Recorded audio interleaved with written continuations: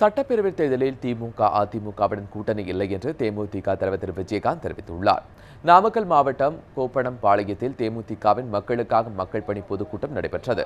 இதில் கலந்து கொண்ட அக்கட்சியின் தலைவர் திரு விஜயகாந்த் மதுவால் பாதிக்கப்பட்ட குடும்பத்தினருக்கு நலத்திட்ட உதவிகளை வழங்கினார்.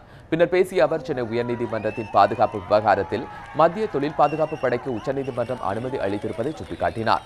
இது தமிழக காவல்துறை மேல் நம்பிக்கையற்ற நிலை ஏற்படுத்திவிட்டதாக குற்றம் சாட்டிய திரு விஜயகாந்த், வரும் சட்டப்பேரவைத் தேர்தலில் அதிமுகவிற்கு மக்கள் பாடம் புகட்டுவார்கள் என்றும் தெரிவித்தார்.